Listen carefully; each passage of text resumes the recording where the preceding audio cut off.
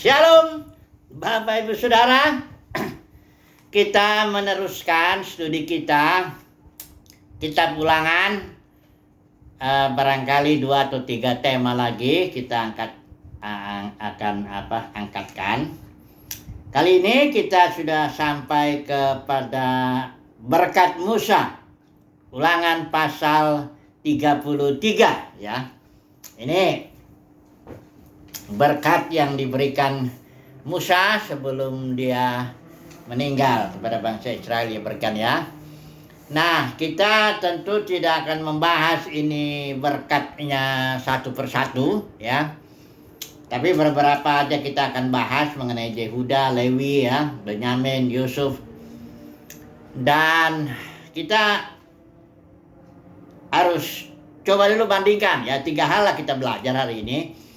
Mengenai berkat Musa ini kita coba bandingkan nanti dengan berkat Yakub kepada bangsa Israel ya. Ini berkat Yakub yang ada di kitab Kejadian pasal 49. Kemudian nanti kita akan bahas ini satu persatu berkat Musa, hanya beberapa suku aja. Kemudian kita akan aplikasikan ini ke dalam konteks kita saat ini. Berkat Tuhan untuk kita itu seperti apa ya. Baik, mari kita melihat dulu berkat Yakub. Ini berkat Yakub ini bersifat historis, dalam arti Yakub melihat perilaku anak-anaknya itu ya, dan setelah itu dia memberikan berkatnya ya. Tetap itu berkat Tuhan untuk anak-anaknya, walaupun misalnya di sini dikatakan Simeon dan Lewi ya, pasal 49 ayat 5 ini Kejadian, dia bilang ini, Simeon dan Lewi, saya pakai YLT ya, bersaudara, senjata mereka adalah alat kekerasan. Ayat 6, biarlah jiwaku tidak masuk dalam persepakatan mereka, biarlah kemuliaanku tidak menyatu dalam perkumpulan mereka. Ini kasusnya waktu itu Simeon Lewi itu ketika Dina diperkosa waktu itu, dan mereka Simeon dan Lewi ini langsung menghantam itu satu kaum lah katakan, atau satu kota lah di situ yang mempermalukan Dina itu ya. Nah di sini Yakub bilang, setelah dia melihat kejadian itu, dia bilang biarlah aku tidak masuk dalam persepakatan mereka. Ini berarti berkat juga, karena tetap pasal 49 di situ dikatakan selesai situ ayat 28 ya. Saya bacakan, semuanya ini adalah kedua belas suku Israel, dan inilah yang telah ayah mereka katakan tentang mereka, dan dia memberkati mereka.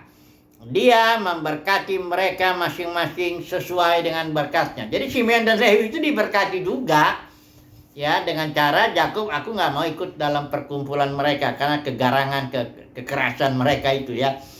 Jadi supaya kedepannya Simeon dan Lewi tidak terlibat lagi dengan kekerasan seperti itu. Kira-kira begitulah ya berkat Yakub ini. Nah sementara kalau berkat Musa ini, Simeon dan Lewi kekelemahannya ya di situ tidak disebutkan ya, kasus-kasus yang mereka kerjakan anak-anak Yakub ini. Tapi berkat Musa ini lebih kepada covenant, perjanjian ya. Jadi Musa memberkati Israel karena terkait perjanjian itu ya. Kalau kita melihat ya, perjanjian itu memang sebenarnya kasih karunia Tuhan luar biasa lah ya bagi bangsa Israel ini. Dalam Keluaran 19 atau Keluaran 20, yang di 19-nya itulah, di situ jelas bahwa Tuhan berkata memilihlah Israel, memberkati Israel, karena dia bilang begini, engkau akan menjadi bangsa yang kudus ya, artinya dipisahkanlah Israel semata-mata untuk kepentingan Tuhan, untuk maksud Tuhan, untuk rencana Tuhan. Itu Israel yang pertama. Yang kedua, dia menjadi umat kesayangan lah ya di antara segala bangsa, umat kesayangan. Jadi Tuhan lebih ya, itu pilihan Tuhan ya, lebih menyayangi Israel daripada bangsa-bangsa lain. Kemudian mereka akan menjadi kerajaan imam ya. imam-imam dan raja-raja. Artinya Israel akan dibentuk, diproses sedemikian sehingga bangsa ini akan menjadi bangsa yang membawa Yahweh kepada bangsa-bangsa lain dan membawa bangsa-bangsa lain juga kepada Yahweh. Mereka menjadi perantara seperti begitu ya. Itulah berkat Tuhan bagi umat pilihan, bagi bangsa pilihan Tuhan ini ya. Jadi berkat Musa didasarkan atas yang itu ya, bukan atas perilaku-perilaku anak-anak Israel ini ya. Lain dengan Yakub. Kalau Yakub memang ada perilaku-perilaku yang disebutkan ya di situ ya. Walaupun Musa ya ada juga ya, dia misalnya dia begini ya. Atau kita langsung masuklah ya kepada berkat Musa ini. Yang pertama mengenai Ruben di sini ayat 6 pasal 33 ini, biarlah Ruben hidup dan jangan mati ya.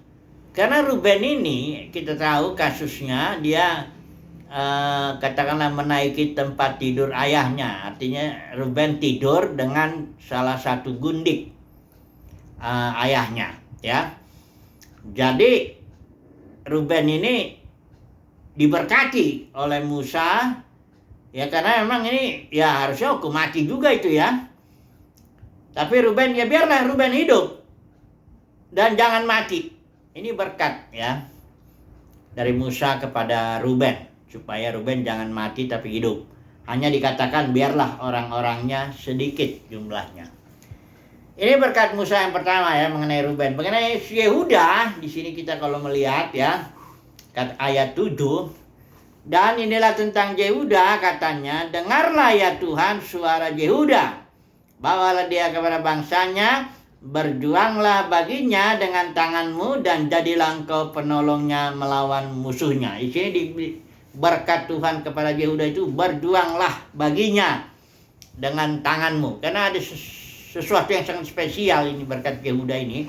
Kalau kita bandingkan dengan Yakub itu dikatakan tongkat kerajaan. Coba dulu kita lihat ini yang berkat Yehuda ini. Dikatakan di sini ayat 10 ya, Kejadian 49. Tongkat kekuasaan tidak akan beranjak dari Yehuda, dan yang menentukan hukum dari antara kedua kakinya sampai ketika Shilo. Shilo itu istilah lain daripada julukan Mesias lah ya. Sampai ketika Shilo datang, maka ketaatan bangsa-bangsa adalah kepadanya. Memang Yehuda harus ada suatu perjuangan supaya dia memiliki tongkat kerajaan itu. Ya, Yehuda itu melahirkan Daud, melahirkan Mesias. Perlu ada suatu perjuangan Tuhan bagi suku ini secara khusus. Karena memang berkat Yehuda ini tongkat kerajaan ya. Ini berkat yang luar biasa lah ya. Dan di sini ada kalau di kitab Wahyu itu ada singa dari suku Yehuda. Waktu itu di kitab Wahyu kita pasal 4 pasal 5 itu kalau saudara baca. Di sana ada gulungan kitab yang termeterai, itulah dia pewahyuan itu, ya. Pewahyuan suatu pewahyuan tentang Yesus dan tentang gerejanya, juga pewahyuan tentang kedepannya bagaimana nasib gereja ini, ya. Dan bahkan nasib segala sesuatu, ya, langit dan bumi yang baru yang kita lihat nanti ke sana. Dan tidak ada yang bisa buka kitab yang termeterai ini kecuali singa yang dari suku Yehuda, ya. Dan itu juga ya bukan berarti tanpa perjuangan, ya, singa dari suku Yehuda ini, karena Yesus di situ dibilang anak domba yang telah disembelih. Jadi perjuangan Yesus untuk membuka meterainya ini itu disembelih, ya, mati bangkit ya. Ya, artinya ada satu perjuangan. Itu sebabnya suku Yehuda butuh berkat suatu perjuangan Tuhan baginya. Tuhan harus berjuang bagi suku Yehuda sedemikian sehingga nanti ada anak domba yang sudah disembelih yang layak membuka kitab bermeterai itu. Jadi ini berkat bagi saudara bahwa Tuhan berjuang bagi kita, ya. Tuhan memperjuangkanlah, ada sesuatu yang harus kita dan Tuhan berjuang untuk itu bagi kita, ya. Kemudian Lewi, ya ini kalau kita melihat suku Lewi, pasal yang ke-33 ini, ayat 8 dikatakan, biarlah Tumim dan Urimmu menjadi kepunyaan orang yang kau kasihi, ya. Jadi dikatakan di sini Lewi memiliki Urim dan Tumim. Ini pakaian, ini disematkan kepada pakaian imam. Urim dan Tumim itu artinya light dan juga perfection. Artinya terang dan juga kesempurnaan. Jadi suku Lewi memang mendapatkan berkat bahwa dia diharapkan menjadi terang pewahyuan, ya. Imam itu kan mengajar, ya, umatnya. Dia juga diharapkan, ya, dengan berkat itu dia bisa memimpin suku-suku lain kepada kesempurnaan Tuhan. Jadi berkat suku Lewi ini memang lebih kepada berkat yang spiritual, ya. Karena itu suku Lewi juga nggak dapat dia tanah perjanjian, tapi milik pusakanya dia adalah Tuhan sendiri, ya. Yang menarik di sini berkat yang untuk Lewi ini tidak disebutkan Simeon di situ, ya. Kalau kita lihat dalam berkat Yakub, ya, itu Simeon dan Lewi dipasangkan karena memang kasusnya ketika dia membela kehormatan keluarganya waktu Dina itu diperkosa. Itu Simeon dan Lewi bahwa dengan pedangnya dia menghantam itu kota yang telah salah satu anak-anaknya itu, ya, memperkosa Dina. Jadi Simeon dan Lewi ini dipasangkan di situlah, ya, sebagai seorang yang membela kehormatan keluarga Yakub. Tapi di dalam berkat Musa bahkan Simeon dah disebut, ya. Kalau sudah cari Simeon itu, ya, ini ada Ruben, Yehuda, Lewi, Benyamin, Yusuf, ini ada Manasye dengan Efraim, ada Zebulon, Isakar, Gad, Dan, Naftali, Aser. Ini nggak ada Simeon, ya, nggak ada Simeon. Nah, mengapa ini? Nah, disinilah kita sampai kepada kedaulatan Tuhan. Bukan Simeon dari berkati, karena di bagian di sini dikatakan ayat 29, berbahagialah engkau hai Israel, ya, termasuk suku Simeon di situ. Berbahagialah engkau hai Israel, siapakah yang sama dengan engkau, suatu bangsa yang diselamatkan oleh Tuhan, perisai pertolongan dan pedang kejayaanmu. Jadi Simeon diberkati juga, tapi dia tidak disebutkan di sini. Inilah dia pilihan Tuhan. Yang dipilih Lewi, ya. Yang dipilih Lewi. Padahal sebenarnya keduanya ini sama-sama, katakanlah spiritnya sama lah, ya. Spiritnya sama, keras memang mereka ini, ya. Ya keras lah, keras, berani, kasar apa begitu, ya. Semuanya lah itu, ya. Jadi Lewi ini kalau kita mengingat, dia mendapat kasih karunia. Dia dipilih, ya. Tuhan tidak pilih Simeon tapi pilih Lewi, kira-kira begitu, ya. Mengapa demikian? Itulah kedaulatan Tuhan. Tuhanlah yang berhak mana orang yang mau dipilihnya, ya. Nah, dalam kasus ini Lewi dipilih. Sehingga ketika kasus itu, kita ingat kasusnya itu, ya, anak lembu emas. Ketika Israel di Gunung Sinai jatuh dalam penyembahan berhala, anak lembu emas itu, Musa marah, turun dari atas gunung itu, dibanting loh batunya, dan dia berdiri di pintu perkemahan, di luar perkemahan. Dia bilang begini, siapa yang berpihak kepada Tuhan, datang kepadaku. Nah, ternyata seluruh suku Lewi datang kepada Musa. Dan seluruh suku Lewi itu, kalau memang benar kau berpihak kepada kemuliaan Tuhan, karena kemuliaan Tuhan dicemari, ya, dengan penyembahan berhala anak lembu emas ini. Jadi Musa bilang, kalau engkau yang benar berpihak kepada kemuliaan Tuhan, pakai pedangmu, bunuh itu saudaramu itu yang menyembah berhala, kira-kira begitu, ya. Dibunuhlah, ada 3.000 kurang lebih mati itu dari suku-suku lain, dari bangsa Israel, dibunuh oleh suku Lewi. Dan Musa bilang, saat ini dia bicara kepada suku Lewi, kuduskan dirimu, engkau dipilih, ya, kira-kira dipanggil Tuhan, dapat kasih karunia untuk mendekat atau melayaninya lah, kayak gitu, ya. Jadi kalau dipikir-pikir, Simeon dan Lewi, ya, kalau Simeon itu hanya bersemangat dia membela kemuliaan keluarganya, ya, waktu itu si Dina diperkosa, adiknya itu, terus dia membela itu dengan cara bunuh itu satu kota itu. Tapi kalau Lewi, ya memang Lewi juga begitu, tapi Lewi karena dia dipilih Tuhan, mendapat kasih karunia Tuhan, dia membela kemuliaan Tuhan, kehormatan Tuhan ketika terhina karena penyembahan berhala itu. Jadi di sini sudah lihat ya. Kalau orang yang dipilih Tuhan, itu pasti orang yang membela kemuliaan Tuhan. Dia bukan seorang yang mempermuliakan dirinya sendiri, mempermuliakan keluarganya, mempermuliakan ya semuanya lah itu yang gitu-gitu enggak ya. Dia membela kemuliaan Tuhan. Ya, ini dia cirinya orang yang dipilih Tuhan. Kemudian Benyamin, kita lihat berkat Benyamin ini ya. Ayat 12. Tentang Benyamin ia berkata, Musa berkata, kekasih Tuhan yang diam padanya dengan tenteram.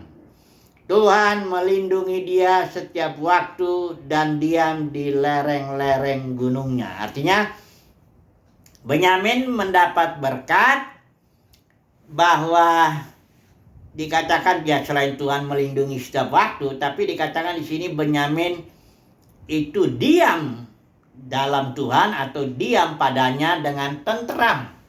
Nah, ini berkat yang bahkan ini sebenarnya berkat perjanjian baru juga, ini spiritual ya. Benyamin itu mendapat berkat untuk tenang ya, untuk diam di dalam hadirat Tuhan, kira-kira begitu. Ya, ada banyak orang yang dalam perjuangannya penuh ketakutan, kekhawatiran.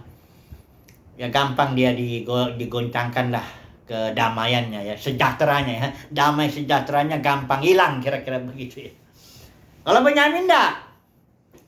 Dia ada tetap dalam damai sejahtera Tuhan, ada dalam lindungan Tuhan, ada dalam ketenangan Tuhan.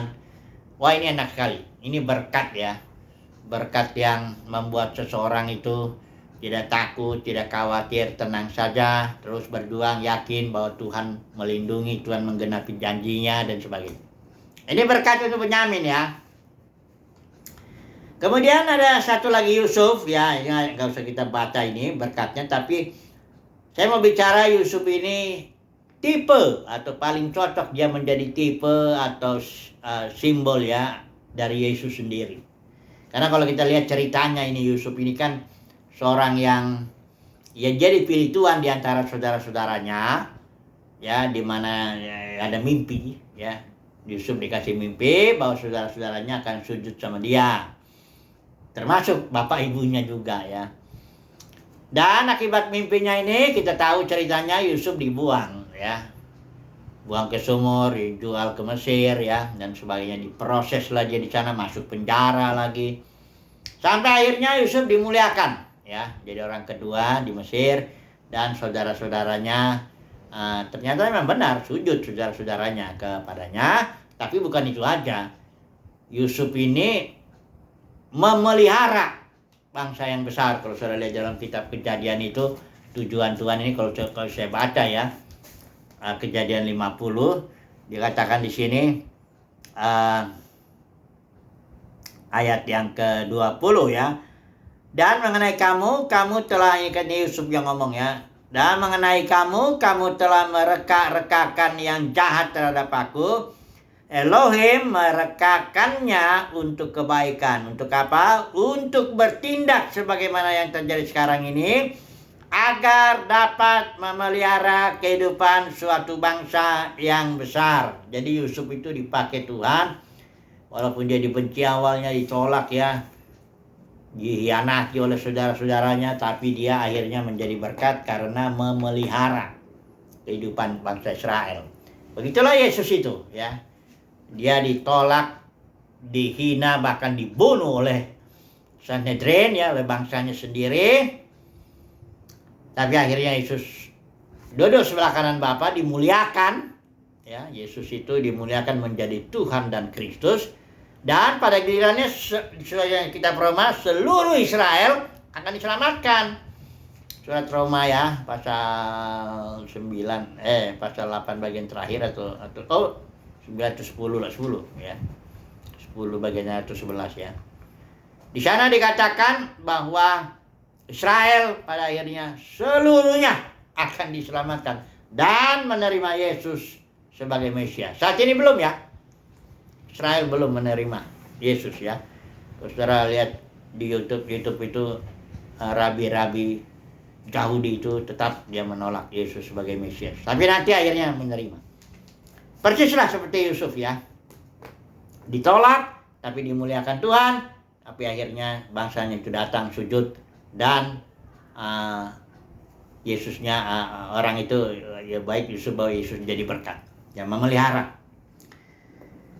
Intinya ayat 29 ini seluruh Israel diberkati ya. Kalau kita lihat dari pasal ini 33 ini yang sudah saya baca tadi, berbahagialah engkau hai Israel, siapakah yang sama dengan engkau, suatu bangsa yang diselamatkan oleh Tuhan, perisai, pertolongan dan pedang kejayaanmu.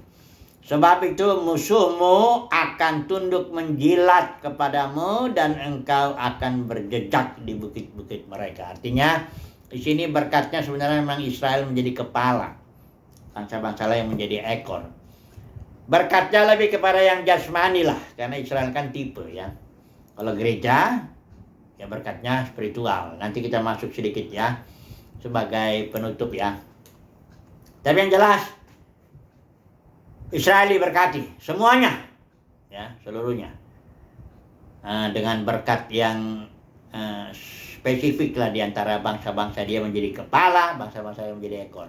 Dia menjadi umat kesayangan Tuhan, dia menjadi bangsa yang kudus, dia menjadi raja-raja dan imam-imam ya. Kemudian kita masuk poin terakhir ini kepada berkat kita saat ini. Ya, kalau dalam Efesus 1 ayat 3 kita nggak usah baca itu, bahwa kita sudah diberkati dengan segala berkat rohani. Kemudian kalau 2 ayat 17 itu, ini kayaknya perlu kita baca, ini berulang lagi, kita ulang lagi. Karena seluruh perjanjian lama itu sebenarnya simbol ya. Seluruh perjanjian lama itu merupakan simbol bahwa realitanya itu Kristus ya. Kolose 2 ayat 17 ya, coba dulu kita lihat lagi ya. Saya baca GLT ini. Ini bagian atasnya itu, oleh karena itu janganlah seorang pun menghakimi kamu dalam hal makanan, dalam hal minuman, atau dalam hal penghormatan akan hari raya, atau mengenai bulan baru, atau hari-hari Sabat, bahkan sunat dan sebagainya itu. Ayat 17 yang merupakan bayangan dari hal-hal yang akan datang. Dan wujudnya atau tubuhnya atau realitanya adalah Kristus. Kristus yang di dalam batin kita itulah berkat yang disimbolkan ya oleh perayaan-perayaan Israel, oleh kemah suci Israel, kemah Musa, maupun oleh hari-hari Sabat atau semuanya ya. Itu semuanya realitanya adalah Kristus yang di dalam batin. Kita tahu Kristus itu ada kepala, ada tubuh. Kristus itu juga kingdom, ya, the kingdom of God is within you.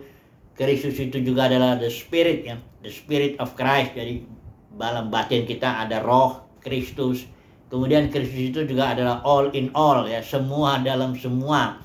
Kemudian Kristus itu juga di sini dibikin the hope of glory, pengharapan kemuliaan. Jadi apabila Kristus yang adalah hidup kita saat ini menyatakan diri kelak, nanti di akhir zaman dia menyatakan diri, kita juga akan ikut menyatakan diri dalam kemuliaan. Ya, kita nggak dipermalukan tapi justru dipermuliakan di hadapan seluruh ciptaan. Tujuannya apa? Sesuai dengan surat Roma pasal 8, tujuannya kita akan dipakai untuk melayani berjaman-jaman sampai setiap lutut bertelut, lidah mengaku Yesus adalah Tuhan. Sampai Kristus menjadi semua dalam semua. Sampai Bapa menjadi semua dalam semua. Musuh terakhir maut yaitu dikalahkan. Ini berkat bagi kita saat ini. Dia berkatnya batiniah di dalam ya. Harta kita, karena harta kita ya yang di dalam batin. Ya. Ini bukan berarti bahwa yang di luar itu bukan berkat Tuhan ya. Karena begini, baik yang di luar ya, soal makanan, minum, pakaian, semua fasilitas yang di luar lah ya. Kenikmatan di luar itu semuanya itu berkat Tuhan. Ya. Tuhan berikanlah kepada kita menurut hikmatnya. Saudara dan saya jangan fokus yang keluar itu, ya. Berkat di luar itu Tuhan berikanlah sesuai kebutuhan kita biasanya ya, sesuai pelayanan kita, sesuailah ya. Karena kalau kita fokus keluar, sekalipun itu berkat Tuhan, ya, kalau kita fokusnya keluar, nah ini ada melanggar satu prinsip, ya kita nggak akan puas di situ. Prinsip apa yang kita langgar? Itu cari dahulu kerajaan sorga, kan gitu kan? The kingdom of God is within you. Cari dulu yang hal-hal batiniah, kira-kira begitulah. Nanti yang di ini, yang di luar itu ditambahkan. Nah, jadi kalau orang melanggar prinsip ini, ya, dia fokus keluar, ya, dia akan terkena disiplin dalam arti nggak puas gitu. Kalau yang di luar ini kan dapat yang ini kurang ini, dapat ini kurang itu, ini terus. Kadang-kadang orang bisa sampai puluhan triliun terkumpul, saya pikir mana ya, masih nyari juga ya. Kalau kita gak usah sampai segitu lah, dikasih 1/10-nya aja dari situ, kita udahlah fokus saja ya, mencari ketenangan batin ya, berdiam diri, banyak mencari Tuhan lah ya. Karena mencari Tuhan itu pun juga itu butuh waktu loh, butuh tenaga, butuh energi. Saudara ndak bisa mencari, sama dengan mencari berkat di luar, misalnya mau dicari itu uang, semuanya itu kan butuh energi juga kan. Nah, jadi ya minta hikmat Tuhan lah, makanya cari dahulu yang ini, yang di dalam batin ini butuh energi loh. Kalau mau belajar kan butuh ketenangan, butuh berdoa, butuh ketenangan juga. Kalau pikiran udah suntuk, udah pusing kesana kemari, bagaimana lagi mau tenang dalam Tuhan? Makanya kalau kita bilang berdiam dirilah agar kamu bisa berdoa. Orang kalau udah terlalu banyak sana, termasuk pelayanan ini, sibuk pelayanan itu juga bisa merupakan jebakan setan untuk membuat orang nggak dekat dengan Tuhan, nggak dapat berkat rohani dalam batinnya. Hati-hati ya. Saya udah sering sebut-sebut itu. Ya, Billy Graham yang merasa pada waktu itu dia terlalu sibuk sana kemari sehingga dia kurang waktu untuk tenang di hadapan Tuhan. Itu merupakan penyesalan dia. Jadi sekali lagi kesimpulannya apalah ini? Kesimpulannya ya, berkat itu yang di luar maupun yang di dalam itu berkat Tuhan bagi kita saat ini. Ya, yang di luar itu maksud saya makanan, minum, pakaian, apa semuanya lah ya, yang di luar itu. Itu berkat dari Tuhan juga ya. Iblis nggak ngasih apa-apa sama kita. Iblis itu binatang kayak bikin rusak aja itu, pembunuh, pendusta, itulah dia itu ya. Jadi berkat yang di luar, yang di dalam ini dari Tuhan. Tapi utamakanlah dulu ya yang di dalam. Ikutilah prinsip Tuhan yang sangat sederhana ya. Cari dahulu kerajaan sorga. The kingdom of God is within you. Cari dulu yang di dalam, tenang dulu. Gunakan energi itu yang Tuhan berikan, waktu ya, ketenangan lah ya, untuk bisa doa, baca Alkitab dan sebagainya. Fellowship dengan Tuhan. Ya tentu dalam mencari makan atau apa bekerja itu ya, itu kalau kita melakukan kehendak Tuhan kita juga makan.